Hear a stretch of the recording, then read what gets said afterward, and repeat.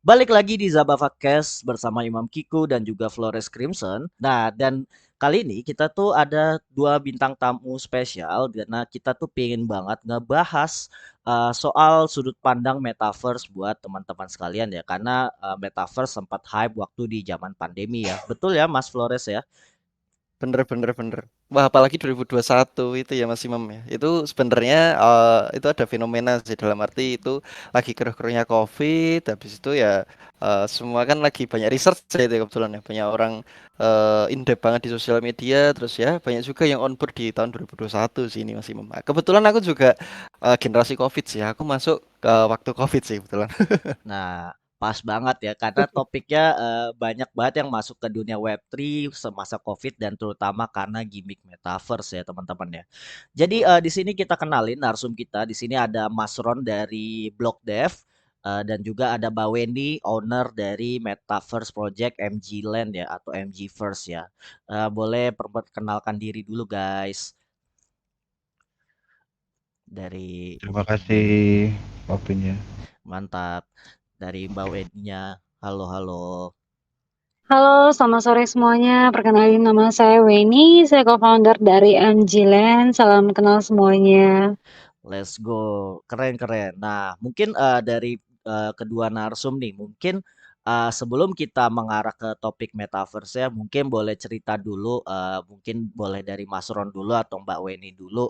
Kenapa sih bisa terjun ke Web3 sih? Gitu, mungkin boleh ceritain singkat nih. Dari siapa dulu nih? Boleh di sweet aja Pak kita Mbak. Boleh Mbak Winnie dulu boleh. Oke, thank you, Mas. Jadi kalau aku sendiri pribadi kenapa aku terjun ke Web3 itu salah satu halnya bukan karena pandemi, tapi memang dari dulu aku suka ke mining. Aku berawal dari Web3 itu ke mining duluan. Jadi aku mining crypto, kita ada mining Bitcoin sama Filecoin. Nah, dari situ barulah aku mengarah ke Metaverse. Dimana sama banget tuh. Aku pas tahun 2021 baru nge-build ini Metaverse. Keren banget ya dari mining loh guys, dari mining mining Bitcoin dan Filecoin ya. Berarti Mbak termasuk ini ya lumayan accumulate modal dari sana buat bangun MG Land ya, gitu ya. Setuju, benar. Tapi nggak hanya di situ sih, bener-bener ya. Karena kan aku bukan sendiri, kita bertiga. Jadi pakai dana ya uang jajan bertiga lah kita bangun ini Metaverse. Wah keren ya. Ternyata bisa sampai segede sekarang gitu ya. Ternyata dari mining bisa sampai ini. Ya Mas Flores. Itu berarti Mbak Weni ini udah berkecimpung lah ya, berkecimpung di dunia cryptocurrency ini tahun berapa nih Mbak Weni? Aku berkecimpung itu di tahun 2017. Oh, 2017 ya. Wow, lama juga Iya, tuh kita sesepuh. kita benar kita berkecimpung di mining dulu sih. Kita lama di mining. Keren keren. Oh, I see, I see. Keren keren sih. Biasanya yang mulai dari mining itu fundamental on chain itu kuat banget sih pemahamannya gitu. Aku cuma mulai dari 2018 akhir loh. Kalah sesepuh suhu-suhu. Suhu, suhu. Kita nyebutnya suhu ya. Iya, betul. Apalagi di komunitas sih, di komunitas kan nyebutnya suhu, suhu, suhu gitu sih. Iya, pingin di praise gitu. Nah, kalau dari Iya. Mas Ron sendiri nih, backgroundnya kenapa pin masuk Web3 nih? Sebelum kita bahas tentang metaverse. Oke, sebelumnya aku ulangin deh, paling kenalinnya aku Ron, aku dari Blog Dev ID, aku sebagai edukator koordinator di Blog Dev ID. Gitu. Kalau untuk kenapa berkecimpung atau masuk ke Web3, standarnya setauku mayoritas antara dicemplungin atau kecemplung. Kalau aku sih sebenarnya kecemplung di tahun 2021 akhir.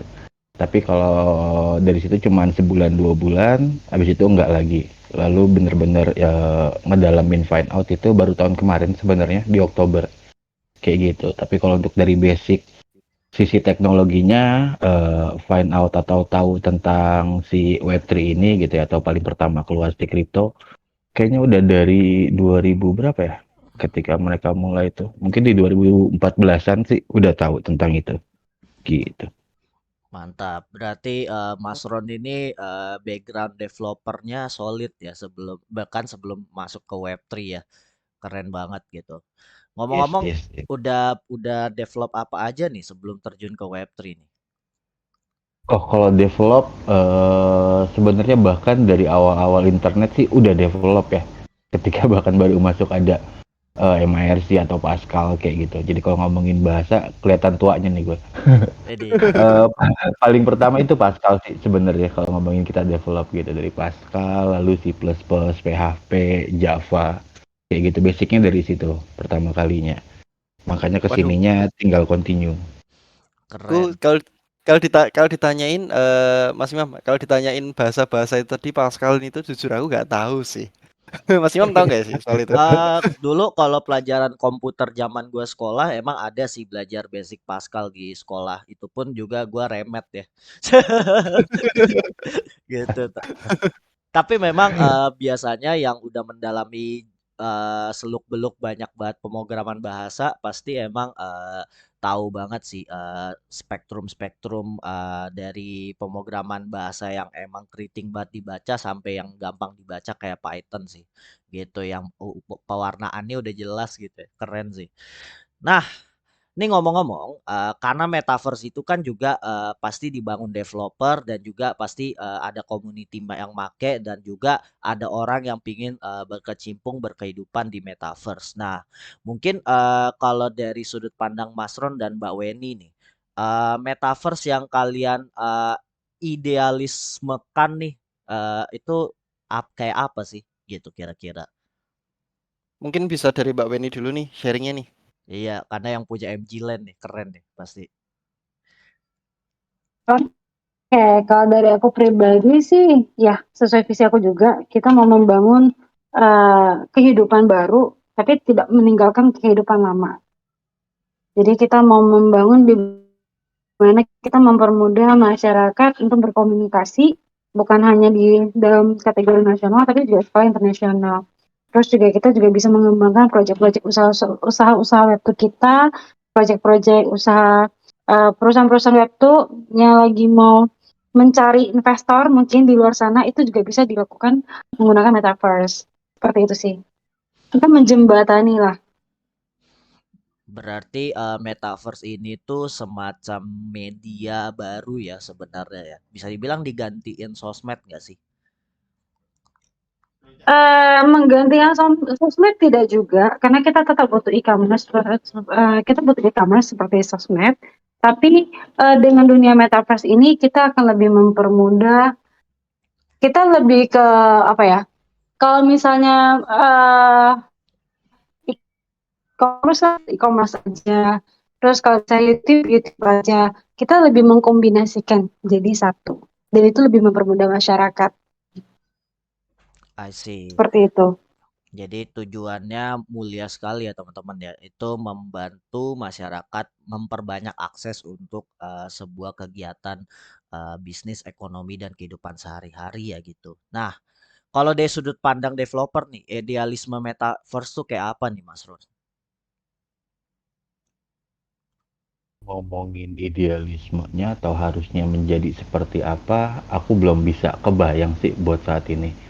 Karena kalau ngomongin si metaverse-nya sendiri mungkin baru bisa ya di 5-10 tahun ke depan mungkin baru bisa apa ya benar-benar terjalankan gitu ya karena balik lagi ya karakteristiknya dari orang-orangnya gitu kan karena kan kita butuh mereka kan butuh usernya untuk bisa ikut jump in ke dalam si metaverse ini karena kalau dari basicnya aja metaverse ini kan apa ya extended reality nih gitu. Memang sih saat ini orang sudah banyak terjun udah untuk digital things ya seperti banyak waktu habis di sosmed and so on lain-lain. Cuman balik lagi ya usernya pun memang belum banyak apalagi untuk pengertian teknologi dari si basic metaverse ini sih. Masih banyak sebenarnya PR-nya. Jadi kalau ngomongin idealisnya harusnya ketika ngomongin metaverse kita udah nggak lagi ada ketemu offline sih itu udah langka banget semuanya by online. Begitu. Aku setuju sih yang dikatain Mas Roni sih Mas Imam. Aku lihat dari aspek awam aja kali ya. Aku lihat dari aspek awam. eh Di Indonesia ya, kita nyebutnya di Indonesia. Di Indonesia itu aku bisa bilang internet belum merata loh Mas Imam. Aku masih bilang masih belum merata. Tahu kan maksudnya? Jadi kayak Hmm. semisal kita mungkin di daerah Riau, tapi Riau-nya bukan yang Riau kota ya, Riau yang bener-bener pedalaman gitu. Aku kan punya kerabat di sana itu. Mereka itu soal internet tuh juga masih limited sih aku bisa bilang. WiFi itu masih sesuatu yang sulit ditemuin sebenarnya. Nggak kayak di Jakarta, nggak kayak di eh, ya anu lah kota-kota besar di Jawa lah ya. Di Jawa kan udah majority kan semua juga udah terkonek nih bisa bilang kan. Nah, tapi menurut Mbak Weni sendiri nih yang aku mau tanyain tuh gimana nih caranya kita ngeimplementasiin metaverse itu sendiri sedangkan di Indonesia sendiri itu bisa dibilang internet belum merata nih. Gitu menurut Mbak Weni gimana nge-solve-nya? Nah, kalau itu aku setuju banget. Cuma makanya kenapa aku bangun MG Land itu awalnya itu tidak di Indonesia. Karena memang di Indonesia ini masih bukannya tidak bisa, tapi masih butuh waktu. Mungkin sekitar 5 sampai 10 tahun ke depan kita baru bisa benar-benar menjadi dunia Indonesia Metaverse. Kalau aku sih saat ini sih kita itu saat ini lebih ke edukasi. Kita kerjasama dengan perusahaan-perusahaan webtoon, kita juga kerjasama dengan pemerintahan, kita kerjasama dengan universitas, kita membangun edukasi. Di mana edukasi ini yang bisa kita berikan satu adalah membantu mereka untuk merenew pola pikir mereka, di mana ketika saat ini yang mereka pikirkan kebanyakan mengenai Web3 itu adalah trust issue, mengenai kripto hanya sebatas robot dan segala macam. Nah, itu yang mau kita cuci lagi nih, yang butuh kita refresh ke mereka bahwa blockchain ini sebenarnya besar, metaverse itu juga sebenarnya bukan hanya seperti yang kalian pikirin robot trading dan segala macam, tapi banyak hal yang bisa kalian lakuin di dalam Web3 ini. Saat ini sih kita tetap kembangin edukasi untuk Indonesia. Keren Mbak Weni. Oh iya, by the way nih Mas Imam nih, tadi kan Mbak Weni juga udah spill ya tentang edukasi. Nah, dari Mas Ron sendiri kan kebetulan juga edukator nih di Blog Dev ya. Nah, ya seperti yang diomongin sama Mbak Weni soal edukasi, soal ya skeptikal tentang robot trading, ya sesuai dengan anu lah ya, stigma tahun kemarin kan gara-gara ada beberapa oknum nih yang membawa nama cryptocurrency kan. Padahal kan kripto sendiri kan itu sebenarnya luas tuh, gak cuma trading aja kan. Nah, ini aku mau tanya ke Mas Roni gimana nih cara ngatasin barrier-barrier seperti itu. Soalnya kan mungkin orang Indonesia kan lebih ke gimana ya aku bisa bilang ya. Kalau aku sendiri sih ngerasain ya lebih ke ngeyel sih. Jadi kayak sekali udah skeptis itu udah sulit nih, udah sulit ditembus nih buat di edukasi nih. Nah, menurut Mas Ron sendiri itu cara Mas Ron nih menyampaikan message tentang apa itu blockchain, apa itu metaverse gitu gimana nih Mas Ron? Aku boleh agak kritis gak ngomongnya? Asik, Boleh dong, boleh asik, dong, boleh asik. dong, boleh dong. Sebenarnya sih justru memang itu ya, apa ya, kalau kita ngomongin dari Blog Dev ID, kenapa kita mau mengedukasi secara benar, awalnya sebenarnya dari keresahan itu sih, gitu. Kenapa orang-orang Indonesia khususnya bisa skeptis, karena yang memang dikenalkan saat ini atau selama ini masih terjadi sampai sekarang itu ya udah cuman si kriptonya aja. Si blockchain ini seperti Mbak Weni bilang sangat besar kok, sangat bisa dimanfaatkan gitu. Lalu kalau caranya bagaimana kami nanti mengedukasinya, kami ngeliat audiensnya dulu nih gitu. Ketika developer berarti bahasa kami nggak akan ngomongin tentang uang, tentang di Web3 itu akan mendapatkan cuan berapa, mereka nggak akan tertarik dengan itu. Lalu ketika untuk student, untuk apa, oke mungkin ada money orientednya yang bisa kita masukkan gitu sih. Jadi dari sisi profiling pun kami akan melakukannya ngelihat dulu nih audiensnya siapa. Lalu kalau dari keduanya materi yang akan kita edukasi bisa dibilang nggak akan ngomongin kripto sama sekali. Kalaupun ada ngomong cuma sekedar kripto itu adalah ya udah cryptocurrency di dalam blockchain selesai. Tapi yang kami mau edukasi adalah esensi dari si blockchain ini sendiri tentang si teknologinya. Gimana teknologi ini bisa bekerja gitu. Lalu kalau ngomong permudahan bahasa, sebenarnya kalian pun juga yang merasa nggak into Web3 ketika kalian melakukan sesuatu, sebenarnya pun itu sudah menggunakan teknologi Web3. Jadi lebih ke apa ya? Ngasih tahu mereka sih gitu. Web3 tidak semenakutkan itu, teknologi tidak semenakutkan itu, karena in the end proses digitalisasi sih semuanya pasti akan dibutuhkan gitu. Nah, ini kalau dilihat sih kesimpulannya memang dari penyampaian bahasa dan cara pembawaan untuk menjelaskan Web3 secara general, bahkan sampai ke arah metaverse pun memang orang kita tuh masih kalau dibilang ngeyelnya tuh mungkin bukan lebih karena takut juga ya, karena ada juga faktor kultural gitu ya. Nah, kalau ngomong-ngomong faktor kultural nih, di Indonesia itu kan kulturnya beragam dan mungkin kalau misalnya pembawaan edukasi Web3 dan terutama mungkin kalau dari Baweni yang bawa produk metaverse juga gitu misalnya itu barrier kultural apa sih yang paling selain ngeyel ya maksudnya barrier kultural orang Indonesia apa yang paling sering kalian jumpain nih kalau boleh tahu nih. Baril yang paling sering ditemuin itu sok tahu. Wah, Sorry itu sih agak kasar ya. Betul, Tapi betul, ya betul. memang. Tapi ini memang kejadian yang bukan hanya dari kalangan yang memang mereka tidak mengenal metaverse. Bahkan mereka yang kenal metaverse pun, tapi bukan hanya sekedar kulit kacang, mereka udah merasa benar.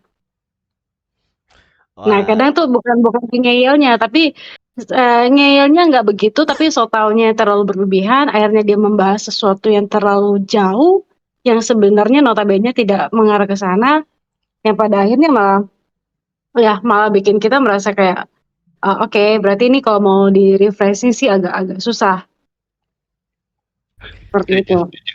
Bener, bener, bener, Pak.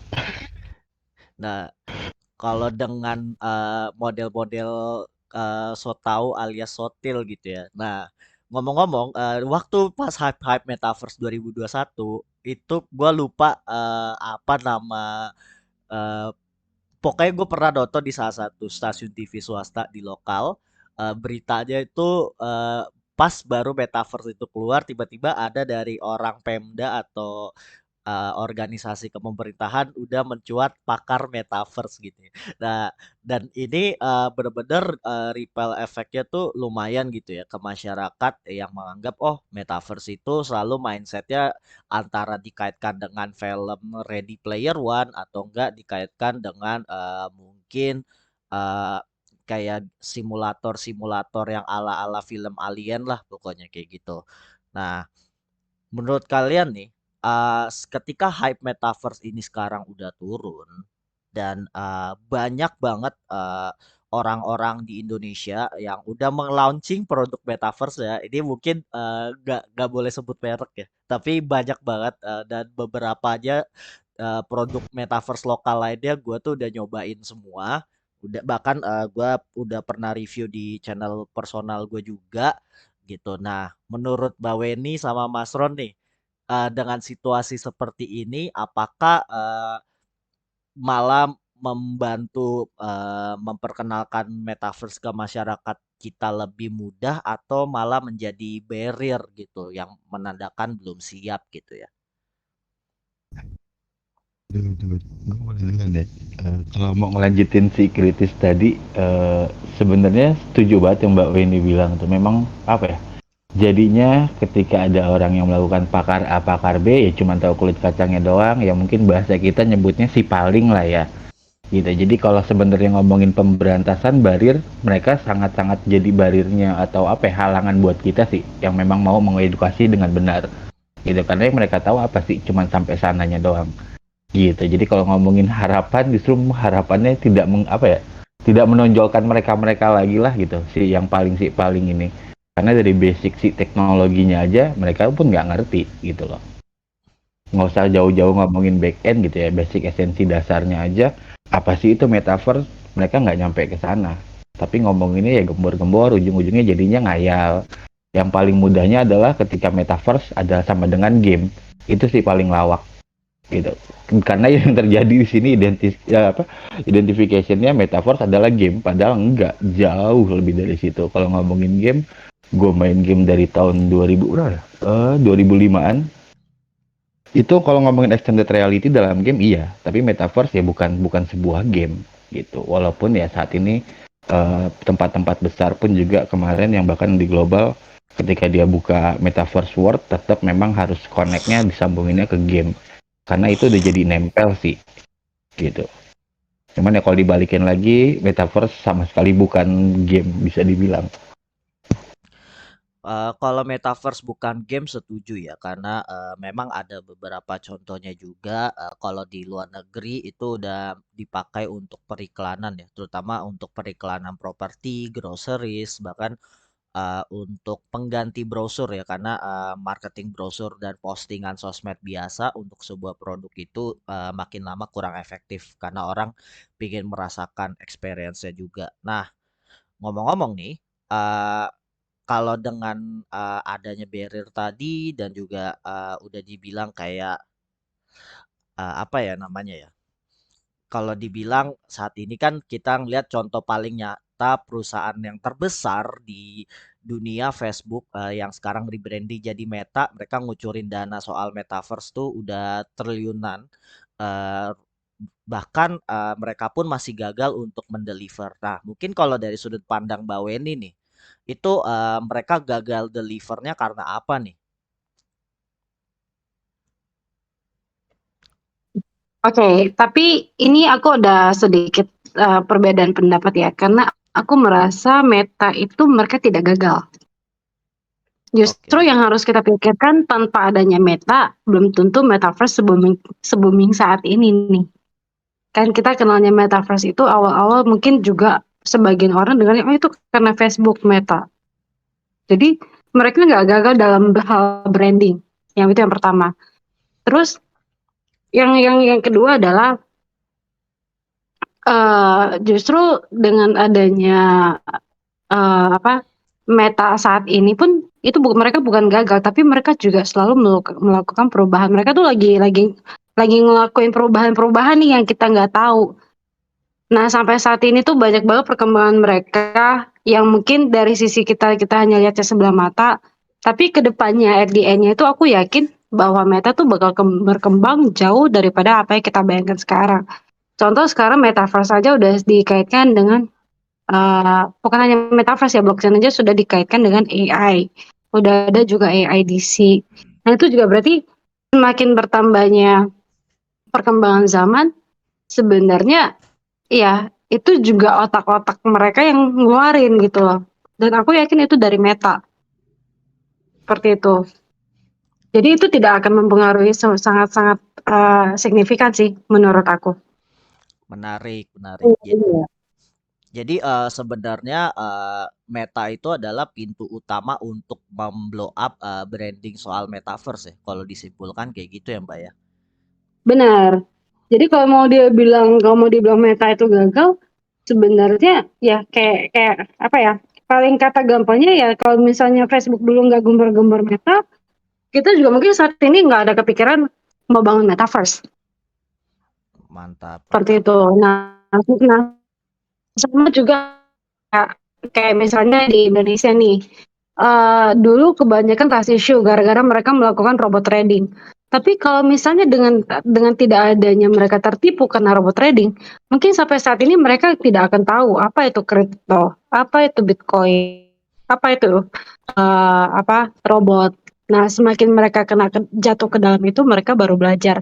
Tapi sangat disayangkannya ya kenapa harus jatuh dulu. Itu sih. Tapi ya memang keadaannya udah begitu kan. Benar. Tapi memang that's life sih ya Mbak ya. Karena kan manusia itu kalau tidak membuat kesalahan tidak belajar katanya. Asik. Gitu. Tapi memang kalau dilihat dari semua tren-tren metaverse ini memang cukup menarik juga kalau dilihat malah dan ini kebetulan bertepatan dengan pertanyaan dari namanya si Jess ya. Nah, karena kan justru dengan adanya bear market ini malah makin banyak produk-produk metaverse mungkin dari engine-nya, dari in-world-nya atau in collection-nya, pokoknya kompartemen metaverse itu makin ramai. Dan dia si Jess ini nanya ya, ada pertanyaannya nih di chat. Bear market gini, apakah waktu yang tepat untuk masuk dunia metaverse? Mungkin Mbak Weni sama Mas Ron boleh menjawab nih pertanyaan dari audiens nih. Monggo silakan.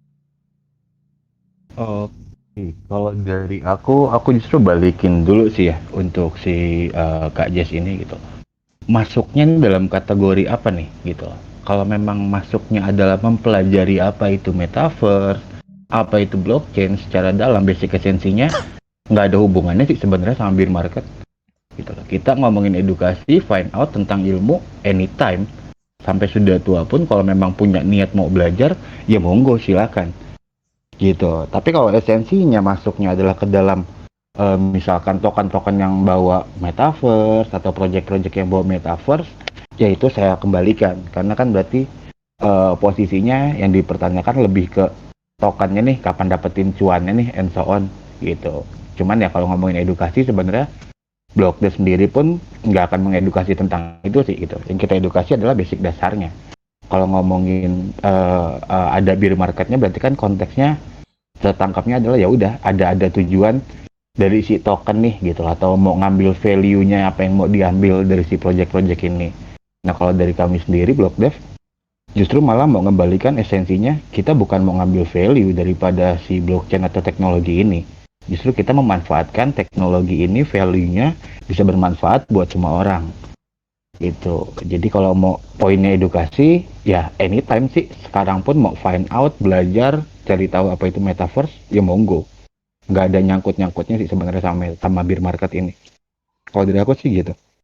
Mantap. Ya, Mbak Weni. Dari aku juga setuju begitu. Aku juga setuju sama Mas Ron. Masalahnya masyarakat Indonesia ini sejujur-jujurnya ya. Masyarakat Indonesia tuh 75% lah. Mentalnya itu mental gimmick. Mereka akan mereka akan main kalau misalnya mereka tahu dulu nih, wah gimmicknya apa. Nah itu yang susah. Kalau mereka memang niatnya mentalnya memang mau belajar, kemungkinan besar kedepannya mereka juga mau membangun sendiri atau mereka mau membuat keuntungan ini tapi dengan jangka panjang ini bisa. Tapi kalau misalnya mau pakai shortcut, ya itu yang tadi saya bilang, jatuhnya kejebak di robot semua. Jadi edukasi itu penting. Itu juga kita harus siapin mental buat mempelajari karena blockchain ini bukan mempelajari sehari semalam. Kayak ini kayak besok ujian hari ini baru belajar. Nah itu nggak seperti itu. Blockchain itu benar-benar luas dan kita juga harus lihat bukan hanya dari sisi perusahaan-perusahaan ataupun pengembang dari Indonesia, tapi kita juga harus melihat pengembang dari luar negeri.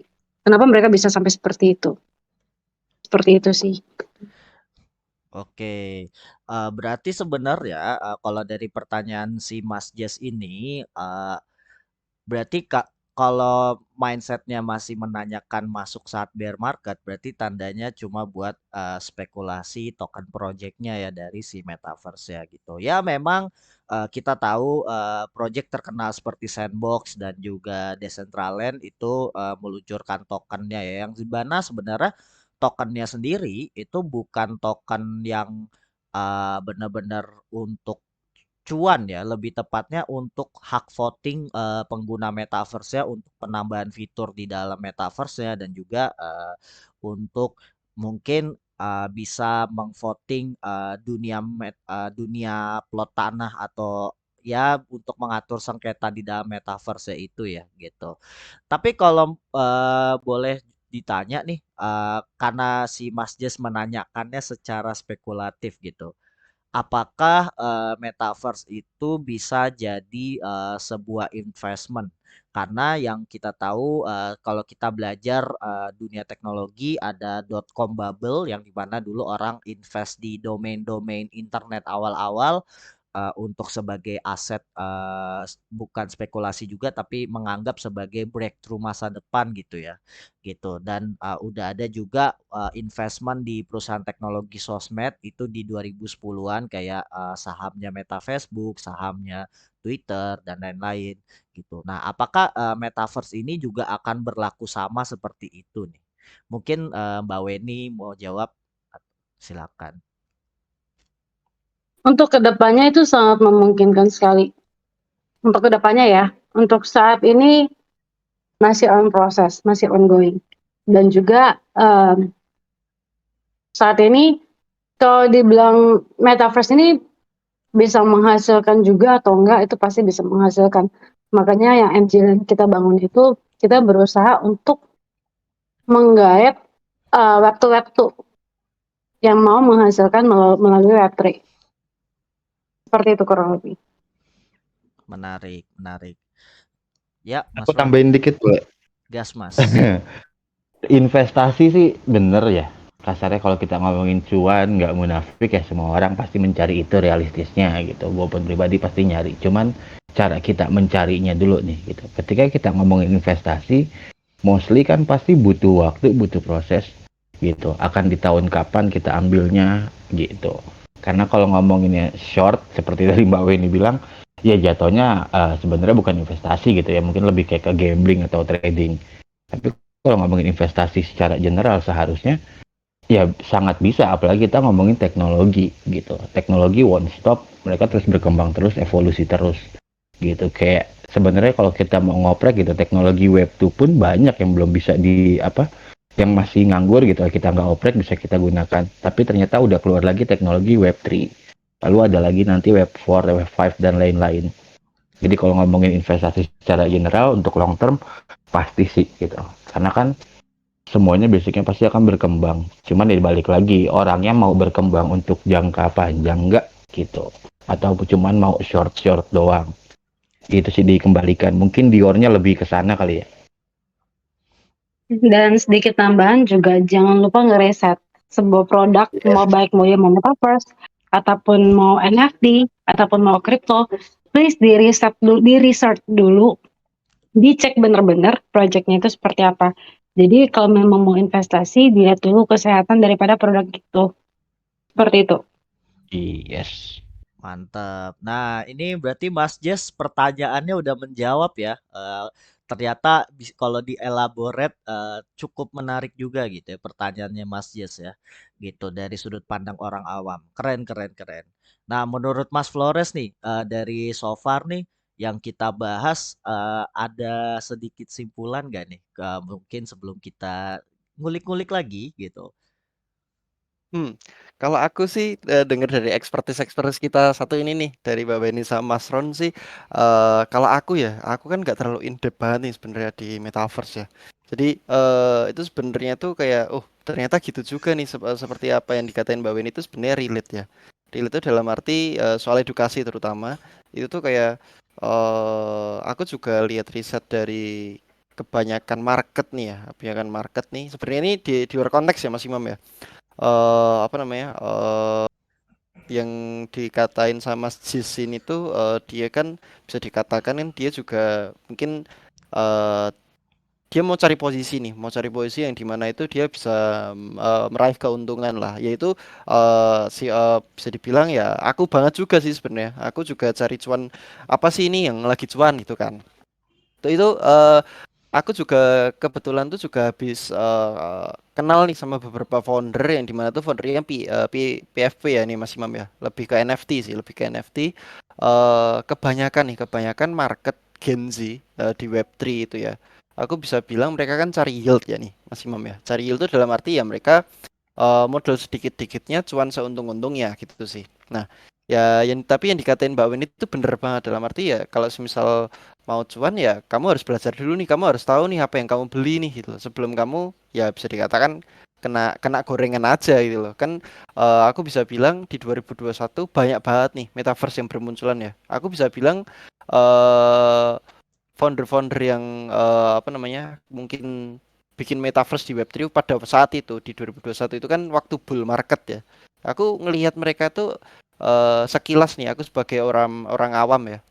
Itu mereka tuh menganggap everything is genius lah in that time. Jadi 2021 pas bull market funding juga lancar. Jadi ya mereka still building ngomongnya sih gitu ya. Tapi kebanyakan juga nih kayak mungkin Mbak Weni mesti mungkin tahu juga ya. Mungkin punya kenalan juga banyak juga metaverse di luar sana yang mengatasnamakan Web3 endingnya mereka stop sim. Itu itu gimana nih Mbak Weni? Menurut pendapat Mbak Weni gimana nih? Mungkin dia dapat funding 2021 lancar terus dia shield ini itu terus di market bear kemarin tuh terus mereka stop itu gimana nih? Oh, aku nanya balik, masa perusahaan-perusahaan Indonesia kah atau luar Bukan, negeri bukan. kah? Luar negeri, kebanyakan luar sih. Soalnya Indonesia kan bisa dikatakan kan nggak banyak kan ya Mbak Weni ya. Saat Di luar ini sana yang Web3. Indonesia udah lumayan banyak soalnya untuk metaverse.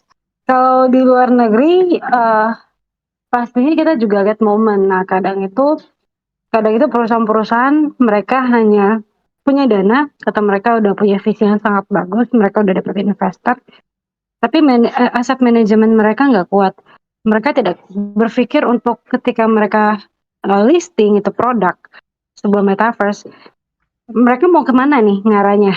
Apa cuman ya seperti itu aja, kedepannya seperti apa, bagaimana mereka menggait customer, menggait user, kadang itu nggak dipikirin matang-matang. Oh, berarti Bahkan kalau aku simpulin berarti how to marketing soal metaverse ya, how to marketing di Bull sama di Bear beda dong ya, Mbak ya? Atau beda. gimana? Jadi Oh. jangan disamaratain, digabungin jadi satu. Beda. Karena apa? Sedangkan kita sendiri aja, MJN, kita ngebulnya itu dari sisi yang eh, jauh-jauh hari, sedangkan marketing kita itu nggak dibilang baru, tapi setidaknya kita komitmen. Kita membangun komunitas, kita menjaga komunitas ini. Tapi juga bukan hanya memberikan informasi-informasi kenapa harus di MJ dan segala macam. Tapi kita juga memberikan kenyamanan dan kemudahan buat mereka. Kenapa mereka harus ada di metaverse-nya MJ Land. Nah, saat ini banyak perusahaan-perusahaan itu yang membangun metaverse dalam konsep 3D. Tapi mereka tidak pernah berpikir bahwa konsep 3D ini apakah saat ini sudah layak digunakan untuk masyarakatnya atau belum. Nah, itu juga belum dipikirkan matang-matang. Nah, kalau ini dari opini yang Mbak Wendy ini kan sebenarnya yang gue simpulin adalah target market ya gitu. Jadi target market Betul, si betul. metaverse-nya dan seberapa komit terhadap target marketnya. Ngomong-ngomong soal target market, karena gue udah mencoba banyak banget project metaverse, jadi ketahuan banget anaknya si paling stream. Nah jadi di ada beberapa project metaverse lokal maupun luar negeri, ada yang target marketnya itu spesifik emang ke arah streamer itu ada yang target marketnya dia lebih kayak buat sekedar orang-orang yang mungkin kemampuan sosialnya kurang itu ada. Dan gue beneran nemuin itu di salah satu ruangan Decentraland yang dimana orang-orangnya ini dia benar-benar ansos banget di dunia nyata, tapi dia pingin punya kepercayaan diri untuk berkarir dan akhirnya dia cara approach klien-kliennya lewat metaverse itu beneran ada. Nah, terus kalau dari Mbak Weni sendiri nih, kalau di MG Land sebenarnya target audiensnya tuh lebih ke arah apa sih gitu? Kalau kita lebih ke arah pebisnis. Hmm. Oh, Karena memang berarti user personanya Mbak Weni lebih ke B2B atau B2C nih Mbak Weni? kedua-duanya ada. Beda, kita mengkonsepkan beda negara, beda visi. Kalau di Indonesia Ah, sendiri kita ke B2B kebanyakan. Karena kalau kita dari saat ini ke B2C, itu yang ada kebanyakan, sorry itu yang tadi saya bilang, customernya masih ke-trigger sama gimmick. Itu yang betul mau betul. kita hilangin. Kita mau menghilangkan budaya gimmick. Itu. Asik. Jadi Ya itu. bukan pelit ya, tapi sometimes mungkin teman-teman juga merasakan sedikit-sedikit bikin acara pasti ditanyanya, oh giveaway-nya apa? Nah itu yang Betul mau betul. kita gantikan gitu loh. Betul betul betul. Ya itu gimana sih ya?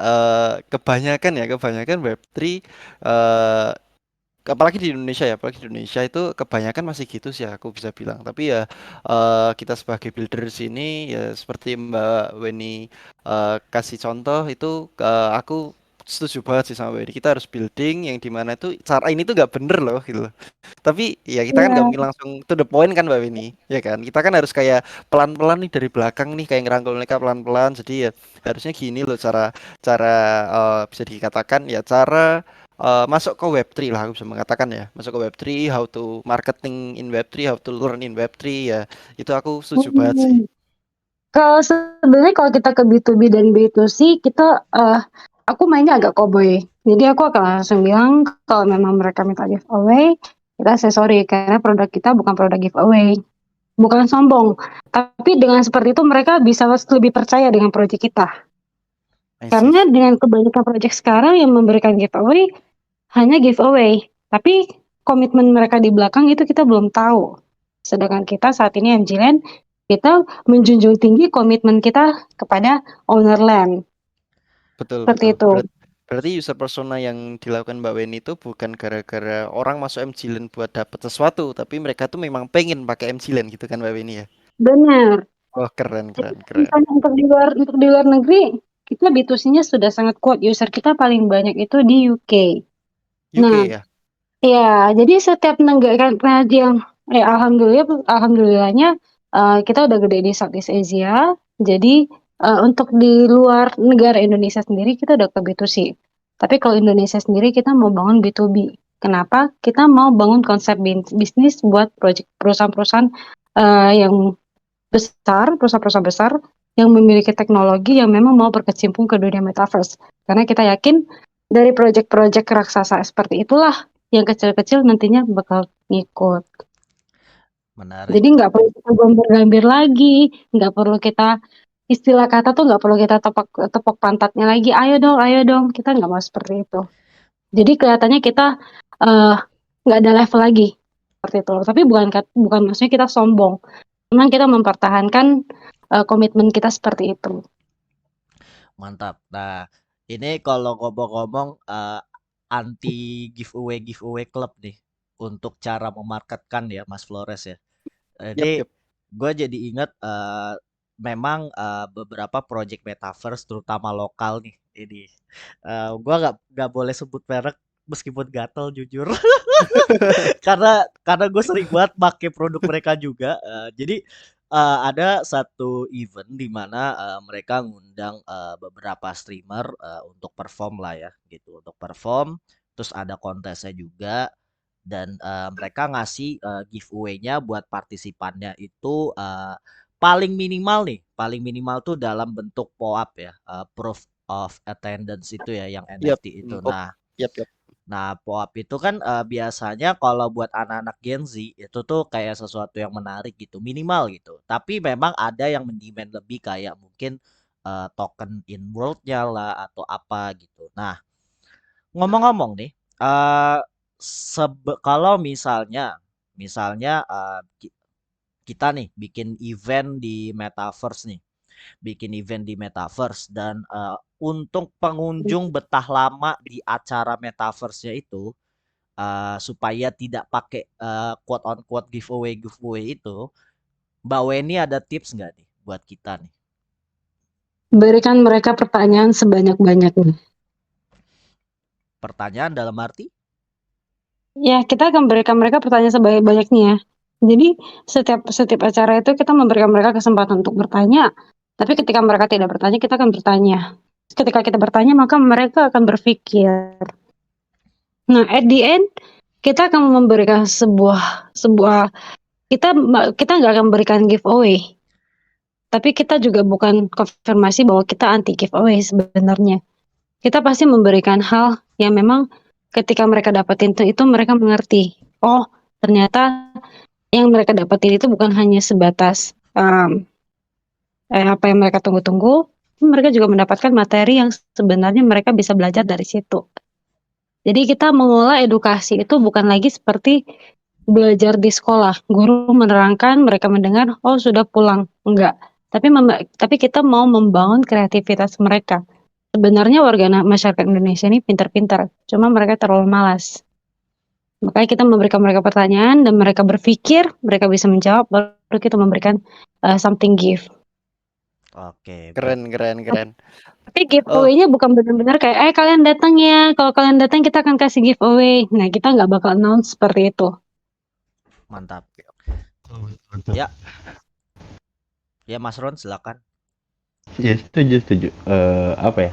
Jadi sebenarnya kalau kita ngomongin esensinya si blockchain sendiri gitu, kebersamaan. Lalu kalian akan mendapatkan something karena kepemilikannya itu bukan di dalam punya pihak ketiga gitu. Tapi ya balik lagi karakteristiknya orang-orang khususnya di Indonesia memang mentalnya seperti itu. Sorry itu saya balik lagi bukannya nggak mau merendahkan gitu ya. Cuman ya malesnya itu sih gitu. Padahal membaca kan itu baik, belajar pun itu juga bagus buat kalian.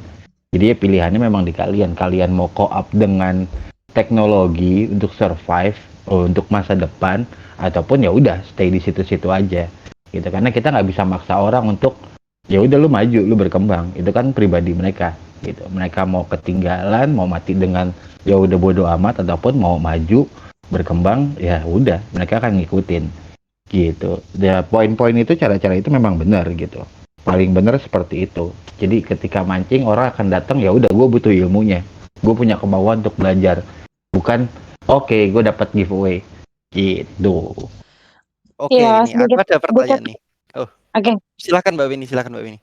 Ya, sorry, aku sedikit tambahan sih. Soalnya jadinya pembahasan kita kan jadi sedikit emosional nih, tapi memang karena kita sangat Nggak, emang serius harus membahas begitu, ini. harus begitu. Oh, aku juga pun paham idealis kok, tapi aku masukinnya pelan-pelan. Jadi kita kan idealis kiri. Karena ya, soalnya aku merasa kayak ini penting gitu. Justru Yes. kadang dulu ya ketika aku kuliah pun aku mencari waktu bener-bener nunggu dosen buat ngajarin aku. Tapi saat ini tuh kayak berasa kayak kita yang jualan edukasi jatuhnya. Kita yang membantu, kita yang udah memohon-mohon mereka untuk mereka datang untuk kita berikan edukasi. Sebenarnya kan kembali kita yang belajar apa kita yang udah mengerti blockchain ini kita membangun, tapi kita juga butuh proses bertahun-tahun. Ketika kita memberikan edukasi mungkin 1-2 jam kelar.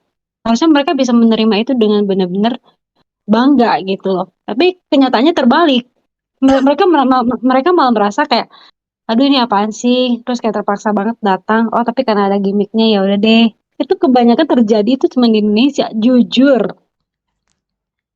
Jadi ya, aku sebagai warga negara Indonesia, aku tidak menghina masyarakat Indonesia, tapi memang ya kalau memang mau dibuka benar-benar terbuka ya seperti itu apa adanya. Jadi Menarik. jangan tersinggung, tapi ambillah sisi koreksi diri. Itu lebih baik daripada tersinggung.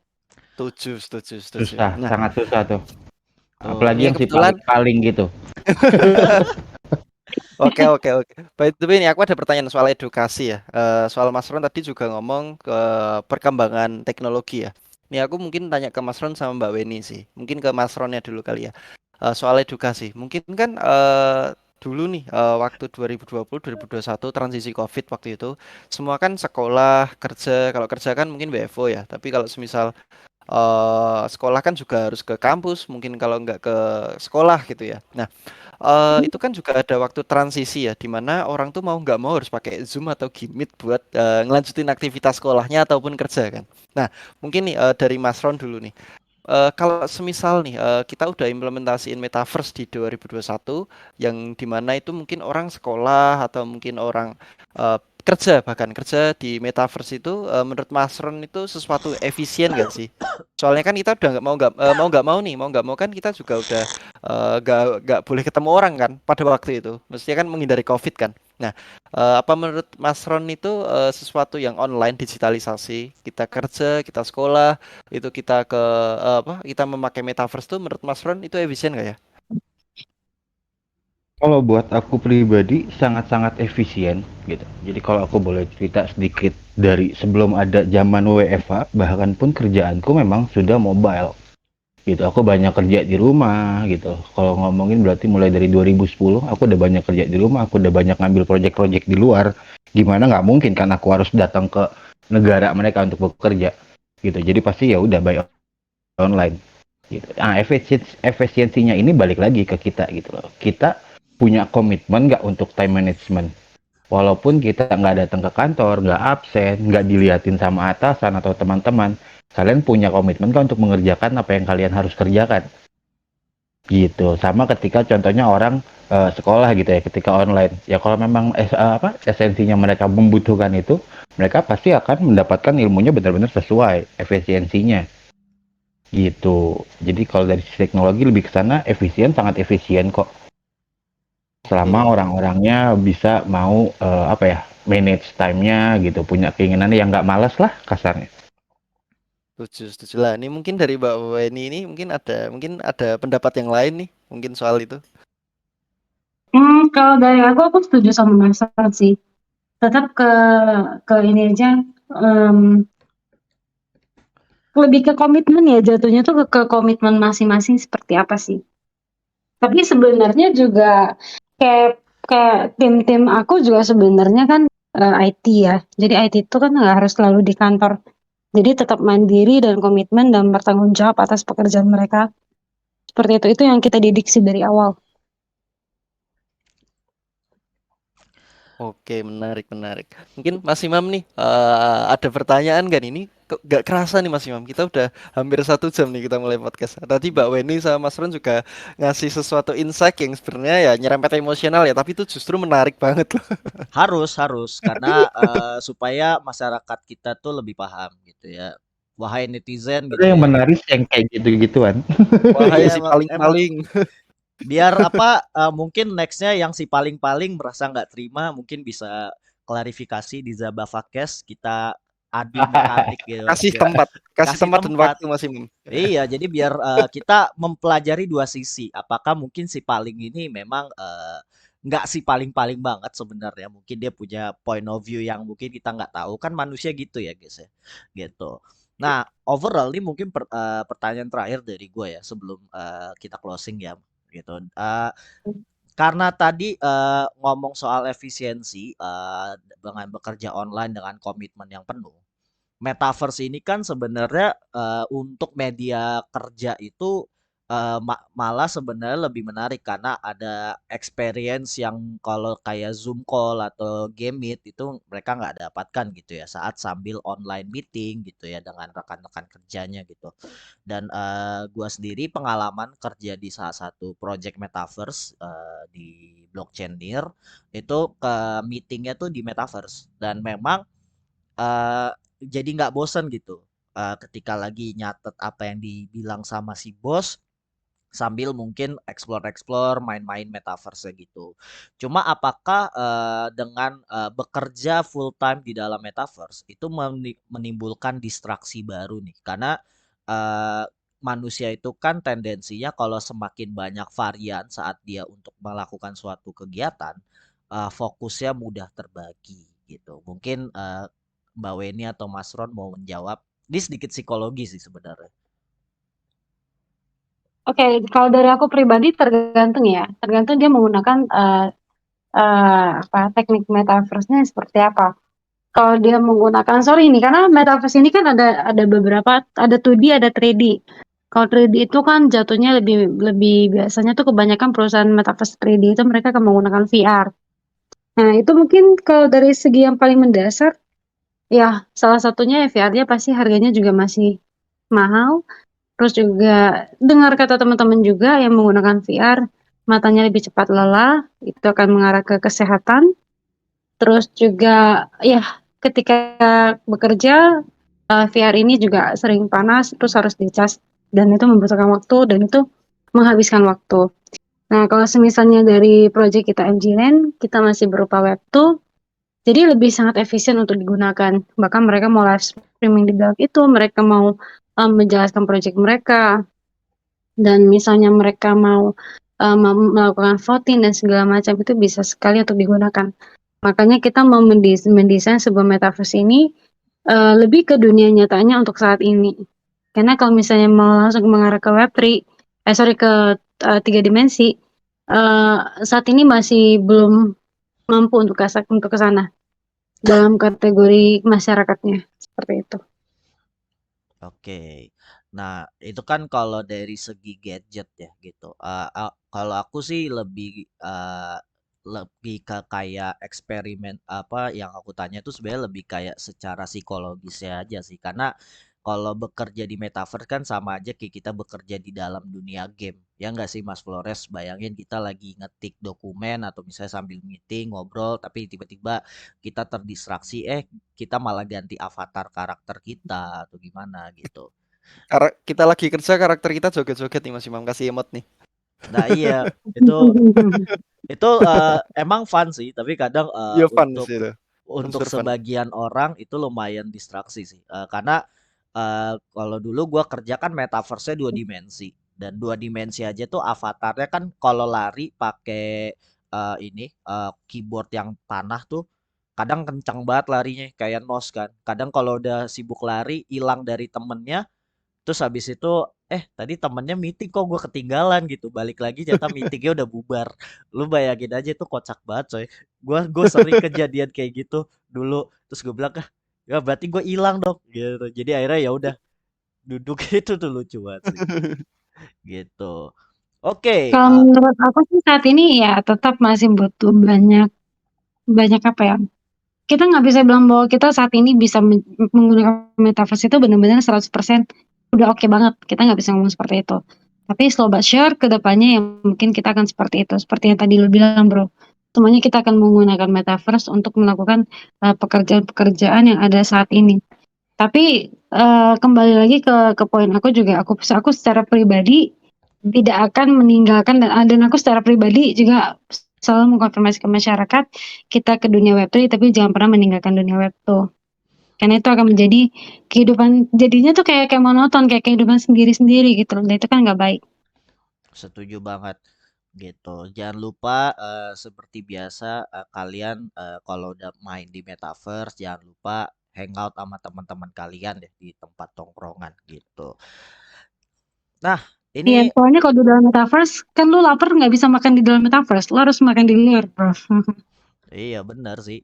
Kecuali kalau ini ya udah pakai transfer kesadaran asik kayak di film-film aja transfer kesadaran. Tapi emang ada transfer kesadaran yang dimana dia tuh pengen dia punya memori kesadaran buatan dia ditaruh di dalam metaverse itu ada. Tapi memang itu biasanya hanya orang-orang elit global sih yang biasanya pingin merasakan experience karena kebanyakan duit. Nah, ini karena kita udah di penghujung acara dan juga ngomong-ngomong, jangan lupa subscribe YouTube Zabava Community karena kita bahkan lebih sering banyak podcast-podcast kayak gini dan juga mungkin kalau misalnya ada kolaborasi dengan partner Zabava Labs itu kita juga bakal shout out di YouTube kita ya, Mas Lores ya. Dan mungkin nih ke depan ya karena Zabava juga bakal launching salah satu project NFT juga dan NFT ya mungkin berharap bisa integrasi dengan MG Land ya dan juga Block Dev ya gitu ya. Pasti keren banget deh kalau misalnya kita bisa saling connect-connect gitu ya guys ya ke depannya ya. Gitu. Setuju nggak sih Harus Mas? Setuju ya harus Mas? banget. Yoman. Alright, itu aja dari gua. Jangan lupa gua Imam Kiku dan juga ada Flores Crimson di sini. Goodbye semuanya. Thank you everyone. Thank you so much. Thank you.